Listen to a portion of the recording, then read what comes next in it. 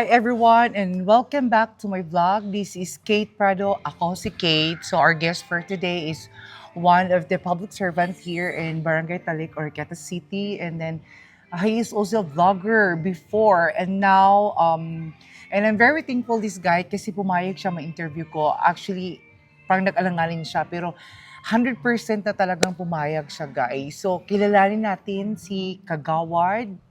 So, what is your name, complete name, and then yung edad niyo, sir? O taga saan jud ka diri sa Orqueta? Okay, so tug ano tong tinuod pila edad? Bitaw ga on ko guys ga binuang. Hi, I'm Loreto L. Ligsanan Jr., 32 years old. Pero mag 32 ko this year. Ako na lang git 32 dito. Okay. Okay. Tama ba your kagawad? Oh, yeah. Okay. Public servant sa Barangay Talik Mm-mm. as a barangay kagawad sa barangay. Nakoy mga katanungan sa iyo, sir. Kasi ina-admire kita before. Kasi Wow. nakita ko yung content mo before. Actually, guys, siya yung nagpa-hunt ng mga rice before. And then, nagulat ako, biglang nawala. So, what's the issue regarding What's ato the nga story? nawala man siya? Oh, yes, going back. Last year to siya nga kuan kani murag medyo mystery ko murag na trend gamay lang diri sa Orqueta kay since Orqueta man ang amo ang mga target location didto nga mura siya rice hunt challenge kay kinahanglan adtuon gyud. Mm-mm. So, and I'm very thankful sa mga nag-sponsor adto kay fortunate kay ko kay na ako'y mga kaila or friends nga mga business owners, so nag-sponsor sila og bugas kay para pod Wow. ayo simple way para pod makatabang pod sa atong isig ka pan bitaw diri sa mga origitanyon. So nasa mga bukid napunta diri sa urban ug rural, so inana ang dagan ng ato. Dahil naundang lang siya kay ingabot na pod ang time nga nahina ang sponsorship. So okay. Mautong nabigla kang hindi ka nag-vlog. O at the same time, nabisi na Busy. sad pod ko. As Nabisi a na pod ko kagawad, sa of course. barangay. Pero I heard before, ikaw yung nag-training din before na you are a public servant and then, naalala mo yung baha before, nung 2022? Yes. And that time is ni ako sa Manila. So, grabe kayo ang among kakulba or kahadlok nga galantaw mi sa Orqueta City that time. Sa isa din ako sa mga naghatag og mga donations. Donations before. And then, at saka yung company namin. So, ngayon, ikaw yung nag-trending na ski chairman before? Are you a ski chairman? Nag-trending jud. That time? Oh, yeah. Na Ski chairman kayo pa yung nabahaan, grabe, tapos tumulong ka pa sa mga tao, especially sa Barangay Talik. Tama ba? Yes. Mm-mm. I think kinahanglan gyud siya nga bisan pa man og nabahaan and bisan pa og dako kay impact sa balay. Mm-mm. Though fortunate gyapon kay akong family wala ra pud na unsa. So supportive kay pud sila nga gi-encourage sila sa ako nga pwede ko maka-serve sa ako ang mga nga Yes. kabarangay. Kay since barangay Kagawad mang pug ko. So usa lang pug ko nga nagkuan nga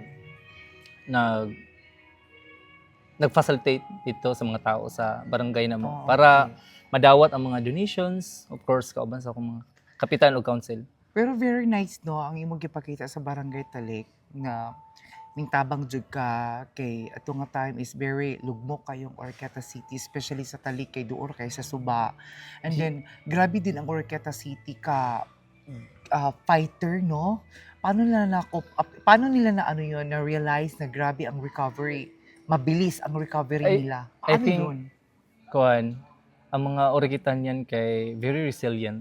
Mm-mm. And nakita sad nako nga very lucky kaayo mi or kita diri nga nagpuyo sa Orqueta kay naatay gobyerno, naatay mayors, naatay mga kaubanan sa mayors nga active and at the same time mo take action kung unsa ang Yes. problema ug unsa ang sitwasyon tong panahona. So fortunate yung kayo ang mga kuan, ang mga Origitanyon. Yung mga Ito nga LGUs, time. no? Yes. Nagtutulungan talaga Nagtulungan sila. yun. Daghan sad kayo ang nag-reach out yun. Mm-mm. So, Sa ibang lugar. wala ra gid siya, mura bitag alone lang nga nag-recover ang kuan, ang Orqueta. Daghan kay ang intabang. Labi na sa Barangay Talik. So, ako di po ning itik nga opportunity nga dako kay mig pasalamat sa mga tanang nagtabang. Grabe yun ang blessing yun kung makita nito nga time. So, thank you kayo kay I can say nga ang Barangay Talikaron is dako nagkausaban sa nahitabo atong nga baha. So, kagawad, ano yung na-learn mo adto nga mga panghitabo? Ni-realize mo na pwede mong ma-share sa mga tao sa iba-ibang lugar nga naka-experience karon og mga kalamidad. Ano yung pwede mong ma-share to everyone, especially sa ka-people of Orqueta Oh, City? wow. Siguro kuan lang ayaw kawalag paglaom Mm. kay bisan nagtabang ko sa ubang tawo through sa pag-facilitate, pagdawat sa mga bisita sa mga donations at the same time pod kanang bitong pag-cater kung unsa ang problema nga naadto nga time labi na tong mga kasilinganan ng mga napoy gipang sa mga sitwasyon nila kung unsaon kanang pinasamadan na remember ko na nasamadan din gi-assist ina na bitaw nga way ang ako lang is ay kawalag paglaom gyud padayon na gyud sa kinabuhi despite sa nahitabo o pagsalig sa Ginoo. Yes, of course. Hintergid si Lord and sa lahat ng aspeto sa buhay natin. Yes, number one gyud ang Kasi Ginoo kay. siya talaga yung provider, great provider, and powerful na God. So, karon sir, tawagin, ipapatuloy mo ba yung pagka-vlogger mo, yung pagka-content creator mo here in Orqueta City or no? Good question. Kay napoy nangutana anak ko ana. So, right now, yes, ako siyang i-explore ang content creator. So, ako siyang i-explore kung unsa pay ma-offer nako, gusto nako kung unsa pay ma-discover nako, kung unsa akong pwede mabuhat diri nga Oo. So, platform. as or- of now, a field. yung content mo ngayon is parang mix lang muna. oh, Kung saan comedy. ka magkaroon ng mag-trending ka, yun ang gagamitin mo as a brand Oh, okay, sa okay. account. So both ba yung account mo, private account, yung sarili mong account and yung page, both ba na monetize? Yes, thanks God. Sayang Monetize siya. no? So, mao to siya Tuloy-tuloy nga mo siya.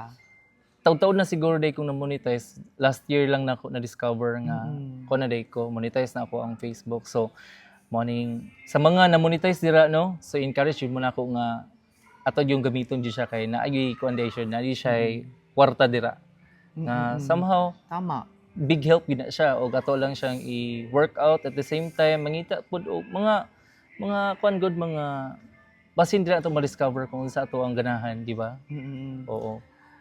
Gwapo mo daw. Kapag di mo ko gwapo. Dili ka gwapo. Maot po na. Out ka Bitaw. Murag, siguro, Kung saan mo ginagamit?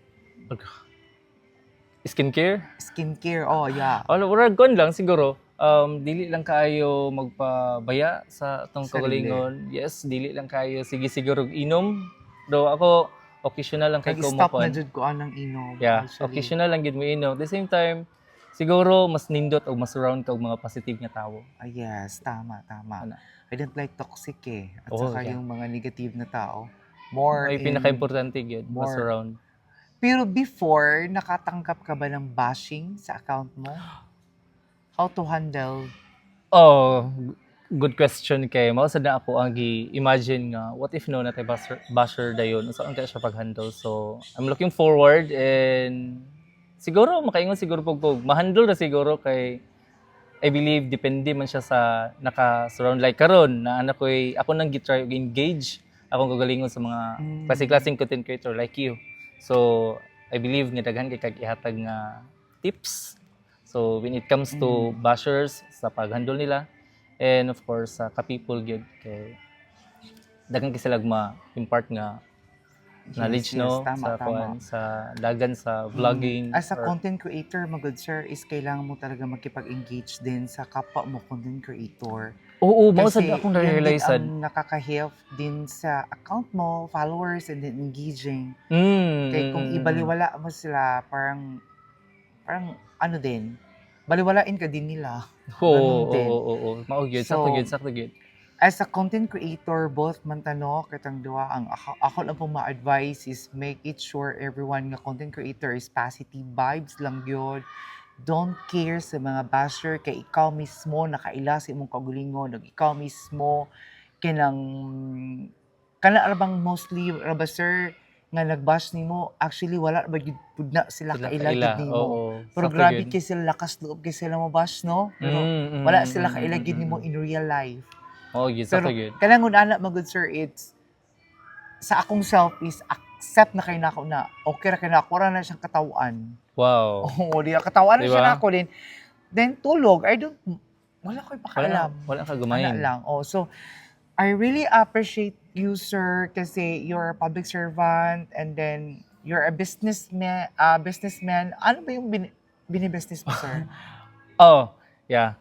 Nagse ano, um, 4 years na siguro garan akong business.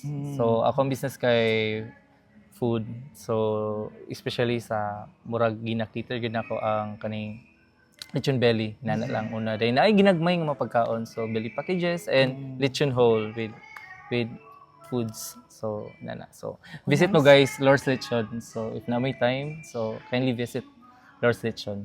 Nice, no? Okay, napaka sa public servant, napaka business and nag-silent ka for vlogging. Oo, oo, syempre. Sana all.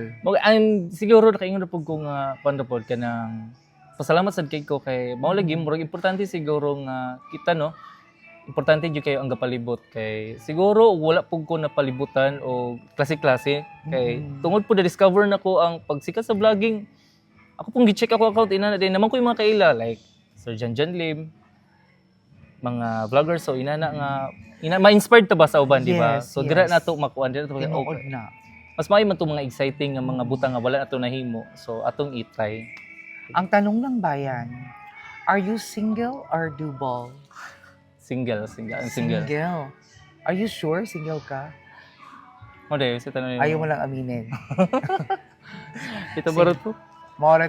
Thank you so much, sir. And then, thank you so much sa Costa del Sur sa pumayag sila sa place na nandito kami ngayon. And then, don't forget pala, this coming February 14, mayroon kaming show here in Costa del Sur. Wow. So, sir, happy kayo kung na-interview ka na ako. Then, I hope ikaw din. And then, Yes. good luck sa next vlog mo.